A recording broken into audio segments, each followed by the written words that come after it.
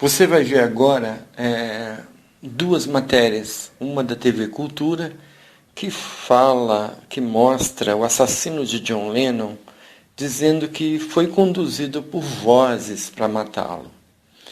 E na segunda parte é um especial da TV a cabo, que fez entrevista com o assassino e ele relata todo o processo e como foi crescendo essa ideia de matar Jon Lennon. O que acontece? O obsessor, ele é um inimigo nosso de vidas passadas, que às vezes ele mesmo age em nossa mente de diversas maneiras, desde te dando sugestões para que você fracasse nos negócios, uma ideia, você não consegue distinguir o pensamento seu dele. Essa é a obsessão sutil. Parece que o pensamento é seu. Vou te dar um exemplo. Você pensou em trair sua esposa. Ele, sabendo disso, ele fica jogando esse pensamento toda hora na sua mente, porque ele sabe que isso vai te levar ao fracasso espiritual.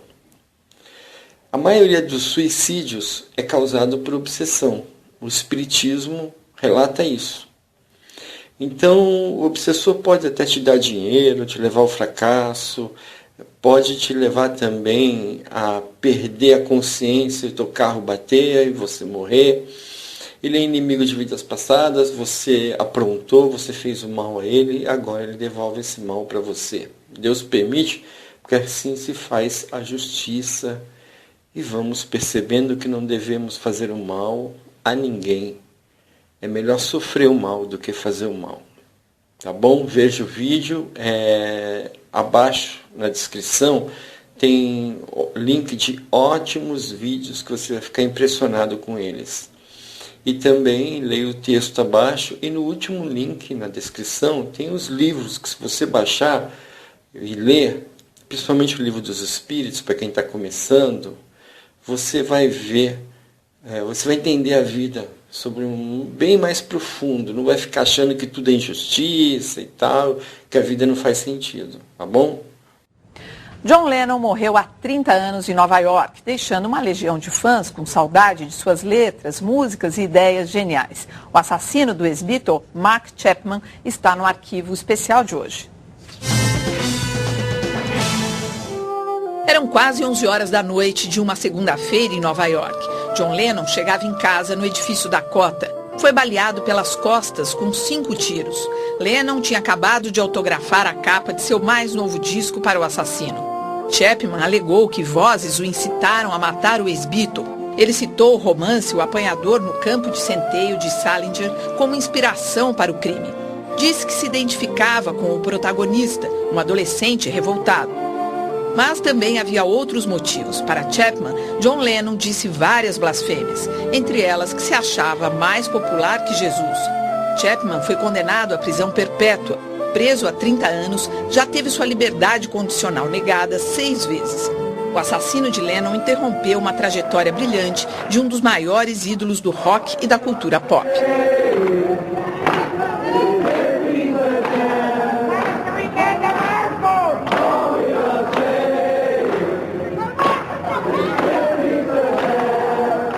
Bem, agora você vai ver a parte 2, que é o especial da TV a cabo, que é bem mais completo. Só que você vai ter que ler, né? Porque está com legendas, mas vale a pena. Vou te dar algumas instruções. Se você perceber que tem um pensamento que toda hora vem à sua mente, mesmo você não querendo pensar nele, faça uma prece para Jesus. Você vai ver que vai melhorar. Se você perceber que isso volta a todo momento, vá no centro espírita. O centro espírita que eu frequento é de classe média alta, ali em Campo Belo, a Seara Bendita. E lá vai engenheiros, médicos, empresários, profissionais liberais, donas de casas, etc. Jovens, adolescentes, crianças, pessoas chegam carregadas, chorando, apavoradas, e saem de lá bem curadas, a maioria saem curadas, né? É só vendo para crer. Então, se começar a vir ideias de suicídio na sua cabeça, se mata, você não presta e tal, se vir tristezas, dores, às vezes um espírito doente é colocado do seu lado, você passa a sentir as dores dele. Se você não consegue parar de pensar em sexo ou em bebida, sabe? Às vezes você se contamina indo em lugares ruins, etc. Lá tem espíritos viciados, você leva para casa espíritos doentes, né? E você tendo alguma sensibilidade mediúnica, isso te afeta. Então, busque ajuda, que é a melhor coisa que você tem que fazer, do que ficar, às vezes, no preconceito. Eu não sou espírita, eu sou católico, eu sou evangélico. Né? Não importa a religião que você é. Faça isso, busque ajuda. Não deixe a coisa ficar muito grave. Jesus está aí para ajudar a todos. Né?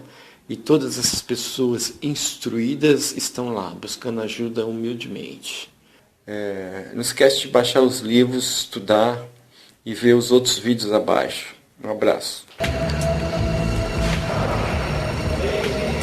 heard a voice in my head saying, do it, do it, do it.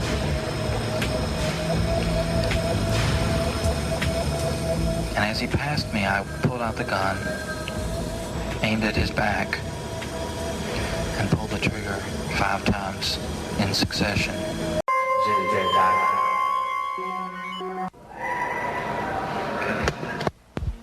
It's kind of cold and there's a little wind, and I somehow knew that this was it, that this was the day.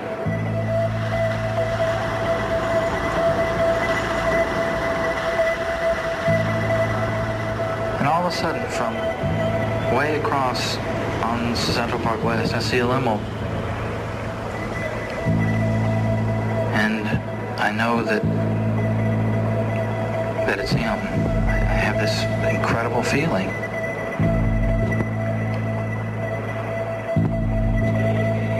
I heard a voice in my head saying, do it, do it, do it. Mark Chapman's reasons for killing Jon Lennon have remained part of a complicated riddle that has baffled a long list of psychologists and psychiatrists for 25 years. Despite displaying symptoms of virtually every psychiatric ailment in the book, his condition has proved impossible to diagnose.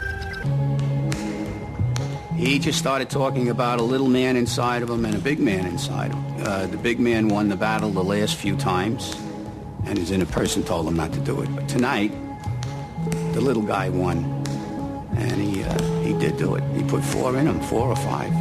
A spiritual pioneer, Chapman's admiration became unusually intense. I remember probably the first time I did LSD. And of course, the Beatles now were into psychedelics. They were into Hindu meditation. They were into long hair and beards, and they fit right along with my plans. When he had his first drug experience, he felt like he was home. And I think also he felt like he was more of the kind of person that his hero at that time continued to be, Jon Lennon. Mark Chapman's desperate insecurity would make any stable sense of self-esteem impossible to sustain. And on the very evening of what seemed to him a devastating betrayal, he ditched his hippie lifestyle and simply moved on to find a new, even more fanatical identity.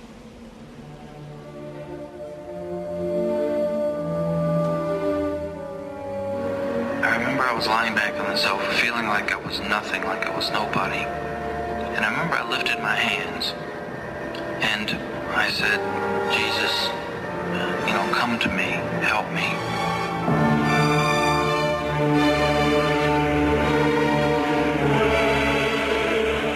When I called out for Christ in that room, he was there, in that room with me.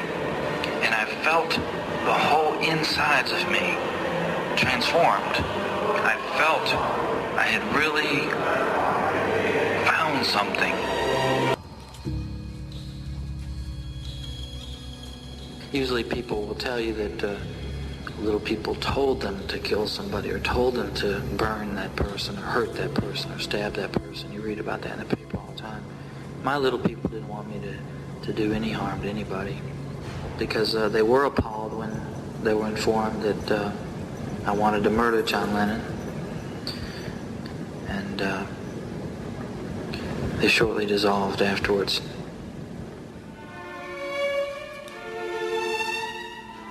When Mark's little people abandoned him, he simply summoned a new set of more sinister, make-believe advisors.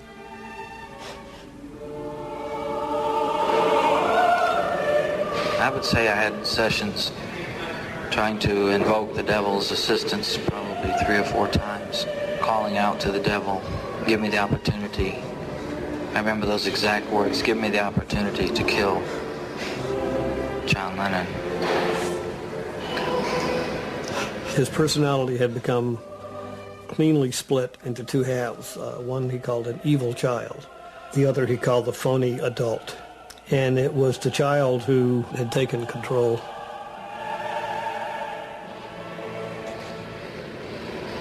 The child was praying to the devil, and the adult was praying to the Lord. God, help me. Save me, God, from this.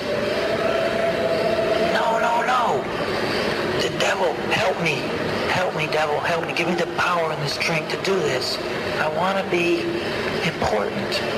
I want to be somebody. Nobody ever let me be anybody. I couldn't be anybody. I failed at everything. Please, I want this. I want this so bad, so bad. And as night fell, he was left alone, except for the voices inside his head. And the child was praying to the devil, and the adult was praying to the Lord. And the adult wants to go home, and the child, no, no, no. No, I want to kill him. I want to kill him. Just after 10:30 p.m. on Monday, the 8th of December, 1980, Jon Lennon and Yoko Ono left a recording studio on the west side of New York and headed for home, where Mark Chapman was waiting.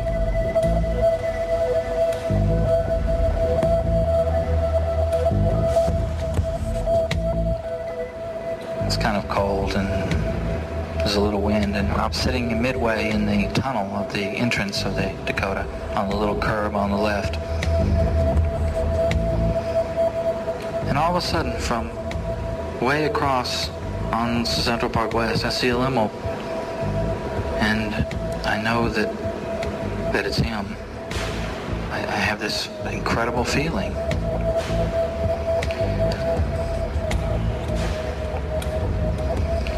I stood up and put my hands in my pocket. And Jon Lennon's car pulled up.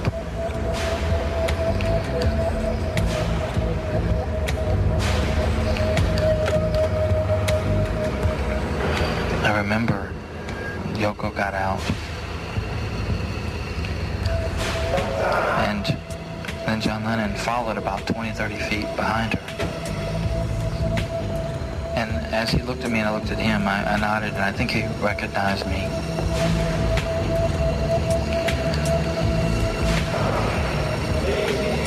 I heard a voice in my head saying, do it, do it, do it.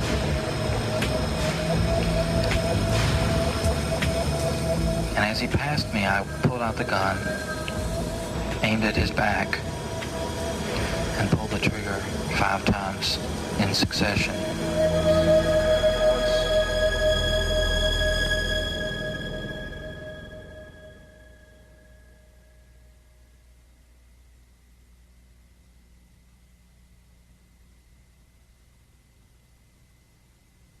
It's now 14 hours since Jon Lennon was shot here at the entrance to the Dakota building on West 72nd Street in the center of New York. All night, others have just drifted away from their office for half an hour or so. Turning the gates of this old apartment building into a kind of a shrine. As for the suspect, nobody knows why he came to New York in the first place, or indeed what the motive was in what seems to be a totally senseless killing. In the days following Jon Lennon's death, Mark Chapman claimed that the murder was a deliberate act, calculated to publicize the Catcher in the Rye. The book became the reason Jon Lennon was killed. Not my confusion, not my trigger finger, but the book. In his own mind, Chapman had taken the life of the man that he claimed was a hypocritical phony. He had also ended his lifelong search for notoriety. Mark Chapman was sentenced to a minimum of 25 years, maximum life in jail. With several parole appeals rejected, he remains a prisoner in Attica Correctional Facility near Buffalo in New York State, where he faces the rest of his life behind bars.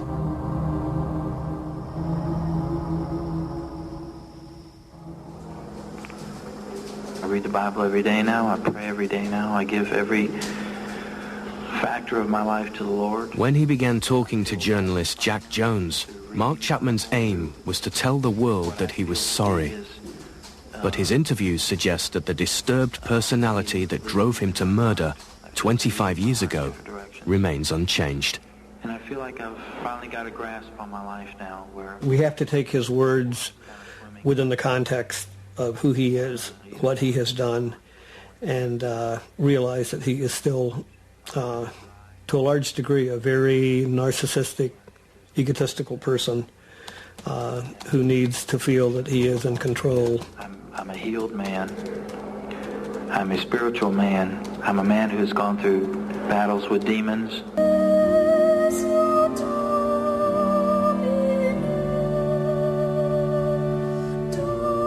Jon Lennon died a horrible death. Those bullets ripped through his insides, tore out his vocal cords. And in the last moments, a man, there's his voice of a generation, couldn't even speak his own name. I don't think Mark can fully grasp the absolute enormity of what he did.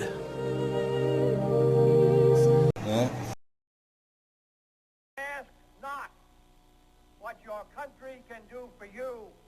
Ask what you can do for your country.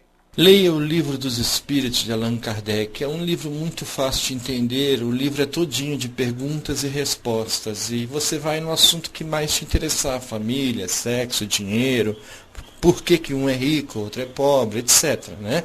Animais. E você pode baixar esse livro e outros livros sobre mediunidade, diversos assuntos, no link abaixo. Clique abaixo do vídeo aí nos textos, que o texto se expande e você vai ter o link para os livros.